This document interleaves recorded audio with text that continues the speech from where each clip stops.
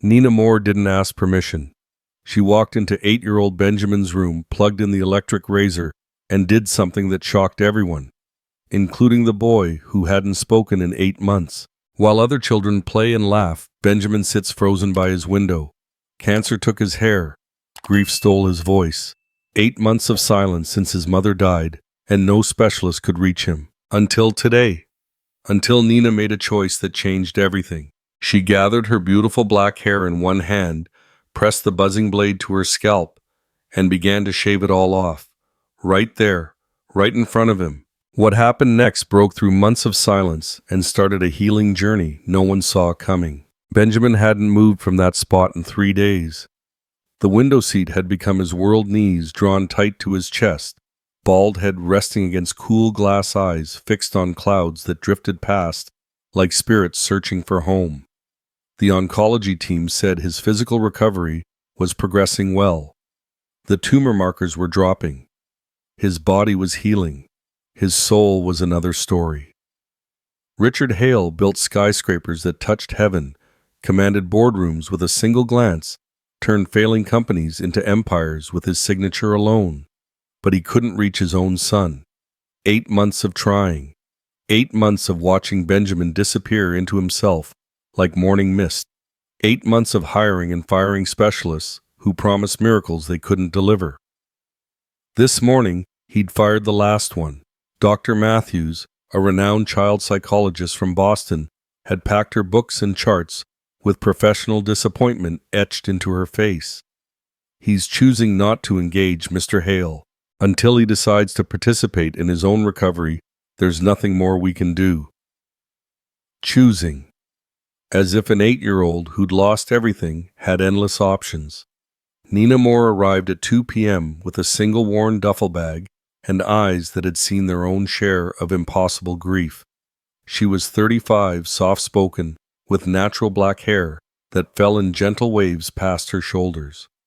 Her resume was sparse, some nursing experience in pediatric oncology, house management for a family in Georgia, references that checked out but revealed nothing about why she'd accept such a position for half the salary she deserved.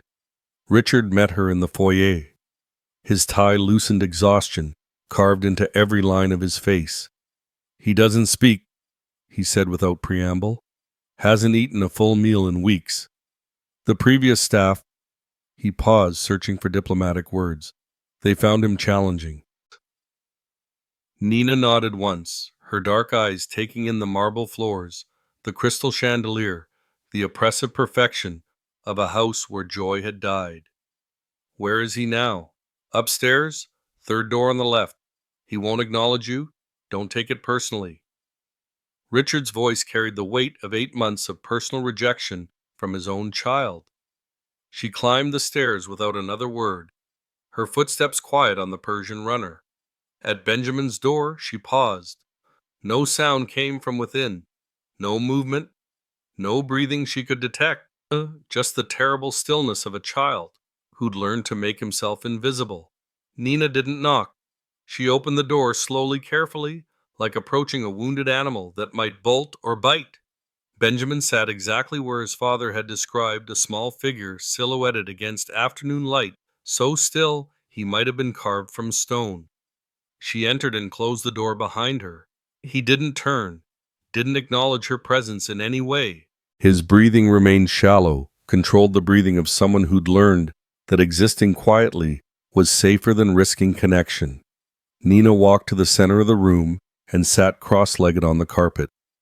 She pulled an electric clipper from her bag, the same model the hospital had used to shave Benjamin's head before his first surgery. The familiar buzzing sound filled the silence.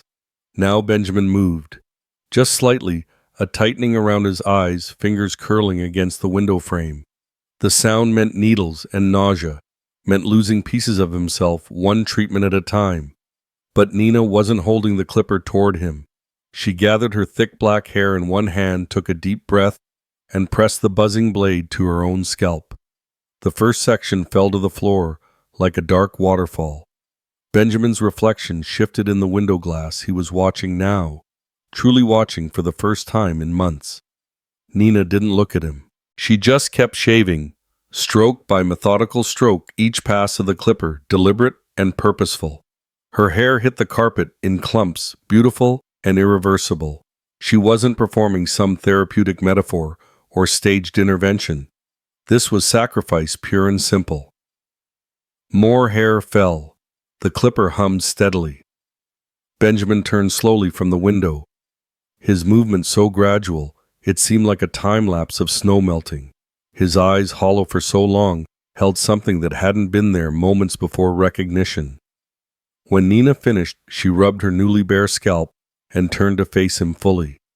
No hair, no pretense, just a woman who'd chosen to look like him to share his visible vulnerability. The question in her eyes was simple. Do I belong here with you now? Benjamin didn't answer with words, but for the first time in 8 months, he didn't look away. Nina picked up the clippers and crawled toward him on her knees, moving with the careful grace of someone approaching sacred ground. She placed the clippers beside him like an offering, then leaned back to wait. A full minute passed, maybe 2. Benjamin's gaze flickered from the clippers to her face, then back again. His lower lip trembled, the first expression of any kind Richard had seen from him in weeks.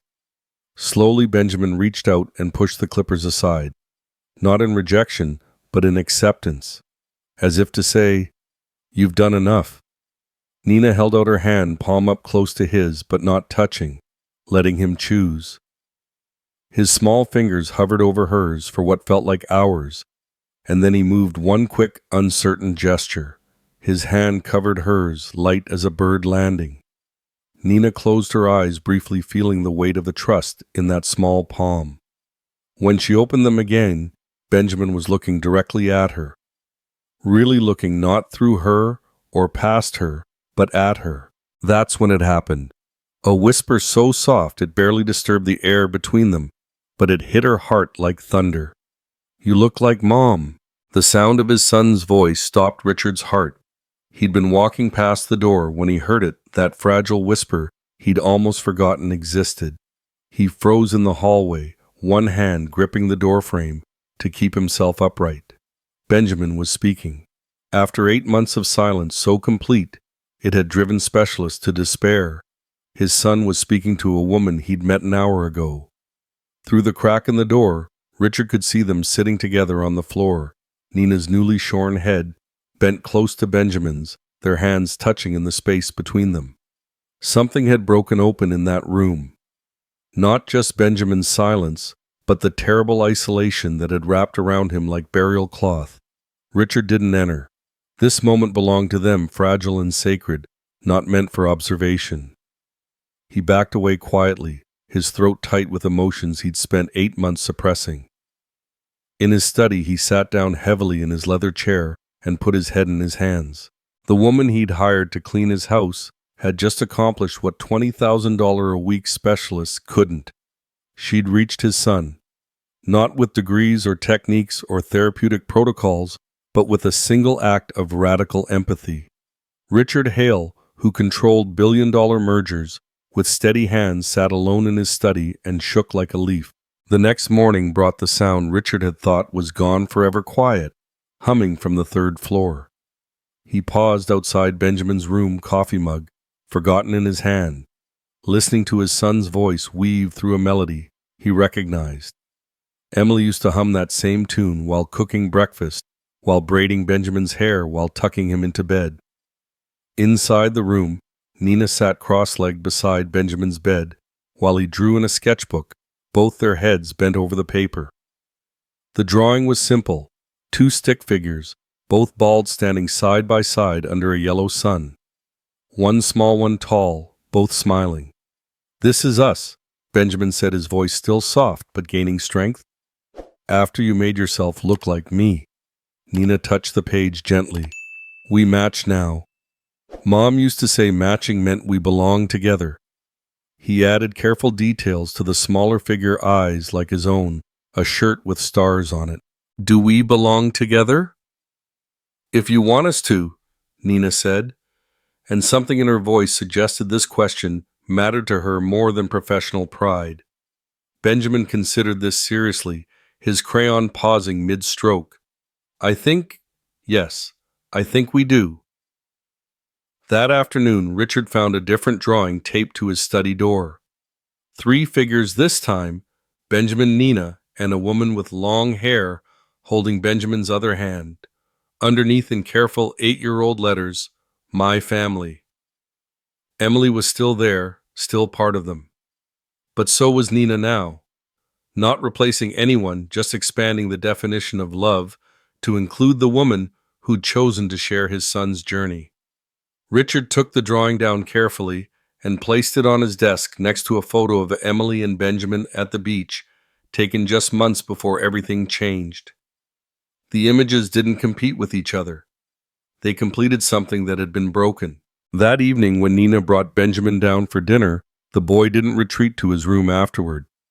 He stayed at the table sketching in his notebook while the adults talked quietly about schedules and small plans for tomorrow. Normal things, ordinary conversations that felt extraordinary because Benjamin was part of them again. He fell asleep there, his head pillowed on his arms, the crayon still clutched in his small fist. Nina moved to wake him, but Richard shook his head. "Let him stay," he said quietly.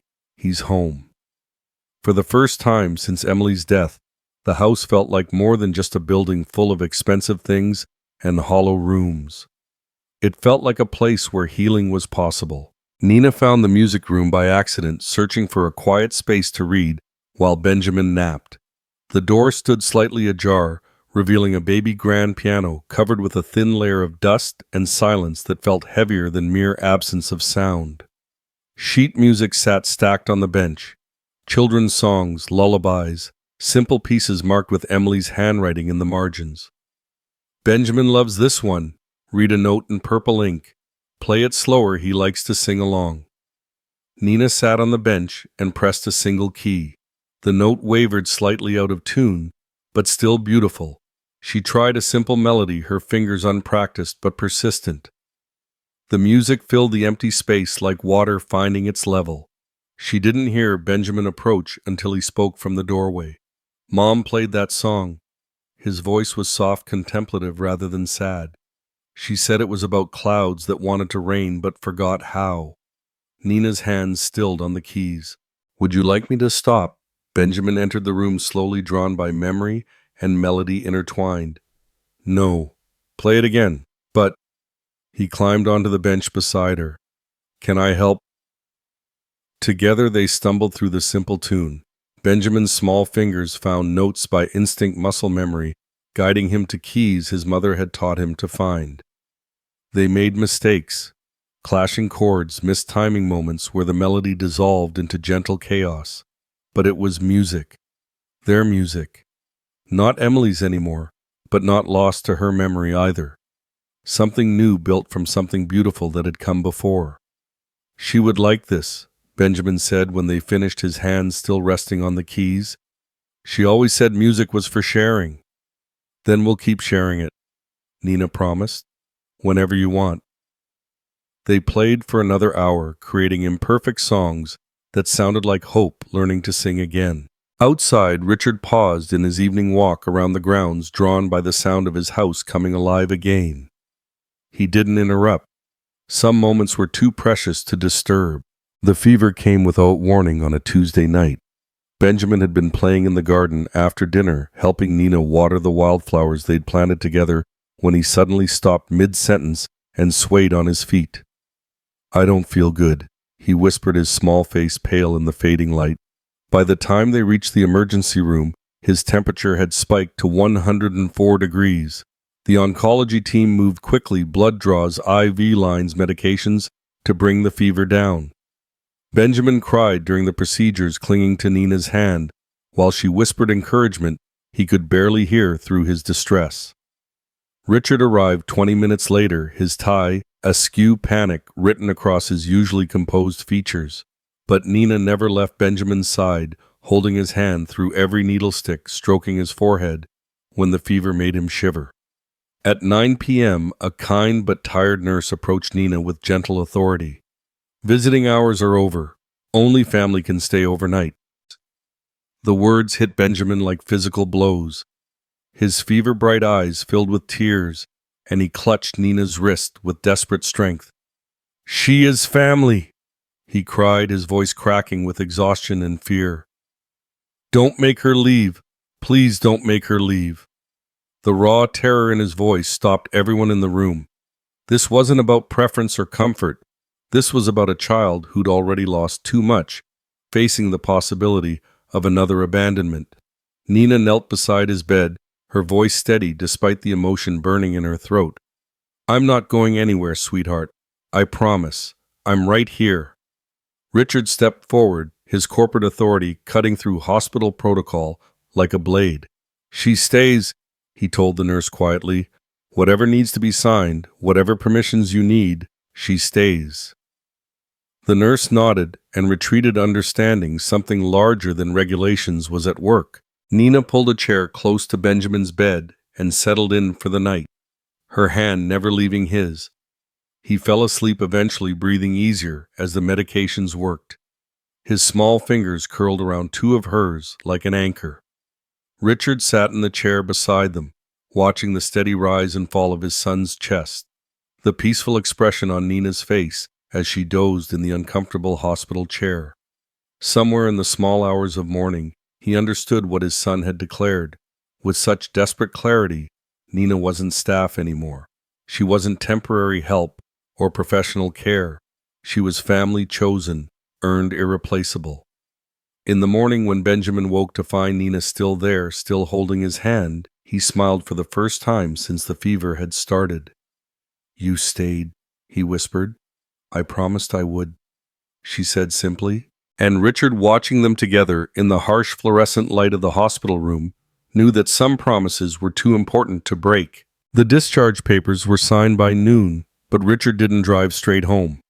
Instead, he made a detour to his lawyer's office, a manila folder tucked under his arm, containing documents he'd been preparing for weeks, but hadn't found the courage to present. That evening, after Benjamin was settled in his own bed, with his favorite books and a cup of Nina's homemade soup, Richard knocked on her door. She opened it wearing the same clothes from the hospital, still rumpled from sleeping in a chair. Her short hair mussed, but her eyes alert with concern. "Is Benjamin okay?" "He's fine, sleeping peacefully." Richard held out the folder, his hands steadier than his voice. "This is for you." Nina opened it slowly, her brow furrowing as she read the legal language. Emergency medical authorization, guardianship papers, insurance beneficiary forms, documents that transformed her from employee to family in the eyes of the law. "What is this?" she asked, though part of her already knew. "It's not just a job anymore," Richard said quietly. "It hasn't been for a long time. I need you to stay, not as staff, not as help, as—" he struggled for words that felt inadequate. "As Benjamin's family, as our family." Nina stared at the papers, her fingers trembling slightly as she turned the pages. Legal language that spelled out what her heart already knew: she belonged here with them permanently. "You're asking me to stay?" she whispered. "Really stay?" "I'm asking you to be his mother," Richard said, the words coming out raw and honest. "Not to replace Emily, nothing could do that, but to be what he needs now, what we both need." Nina looked up from the documents, her eyes bright with unshed tears. "Then ask me properly." Richard took a breath, abandoning corporate authority for simple human vulnerability. "Nina Moore, will you stay with us? Will you be Benjamin's family? Will you be ours?" She didn't hesitate. "Yes," she said, her voice strong and clear. "For as long as you'll have me." The papers could wait for signatures and notarization. What mattered was the commitment they'd just made to each other, not romantic love, but something deeper and more lasting. The choice to become a family, built on need and healing, and the daily decision to stay. That night, Nina didn't sleep in the guest room. She returned to Benjamin's side, curling up in the armchair she'd claimed as her own during his recovery. When he stirred in the early morning hours, reaching out in half-sleep for reassurance, her hand was there to meet his. "Nina," he whispered in the darkness.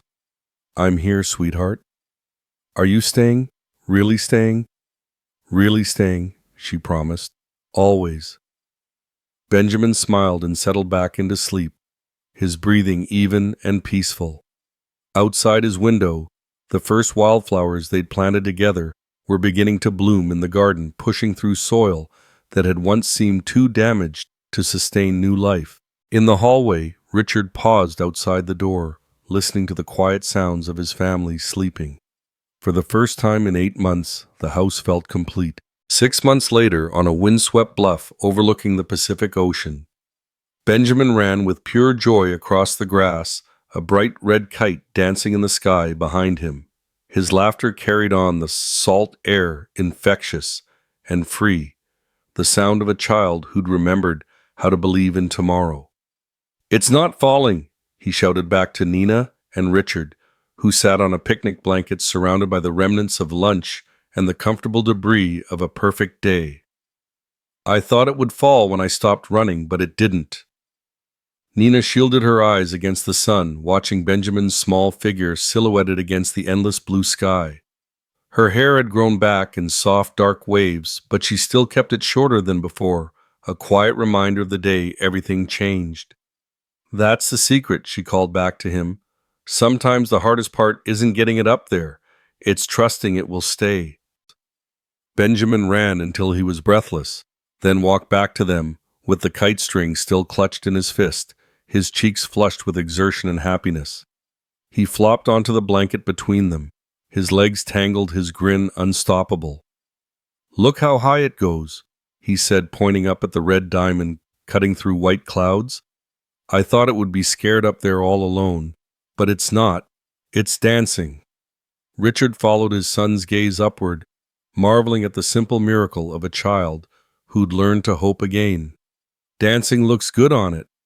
Dancing looks good on everything," Benjamin declared with 8-year-old wisdom, then settled against Nina's shoulder with the unconscious trust of a child who'd never again doubt that love could stay. They remained there as the afternoon sun began its descent toward the horizon. 3 people who'd found each other in the midst of loss and chosen to build something beautiful from the pieces. The kite continued its aerial dance, held aloft not by the wind alone, but by the faith of the small boy who'd learned that some things once lifted high enough refused to fall. Nina closed her eyes and felt the weight of Benjamin's head against her shoulder, Richard's steady presence beside them, the salt breeze carrying away the last of their old sorrows. They weren't the family any of them had planned for, but they were the family they'd chosen, day by difficult day, choice by careful choice. And in that choosing, they'd discovered something the doctors and specialists had missed entirely. Healing wasn't something that happened to you. It was something you created together, one shared moment at a time, until the broken places grew strong enough to hold new love. The kite soared higher, dancing against the endless sky, refusing to come down, just like the 3 hearts that had learned finally to fly again. If this story touched your heart, we'd love to know what it meant to you in the comments below. Did Nina's sacrifice remind you of someone special in your life? Stories like Benjamin's take days to craft and research. When you hit that subscribe button, you're helping us bring more healing stories to women who need them most. Don't forget to check out The Billionaire's Second Chance in our playlist. Another story about unexpected family and love that conquers all. What story should we tell next? Your suggestions in the comments help us create content that speaks directly to your heart.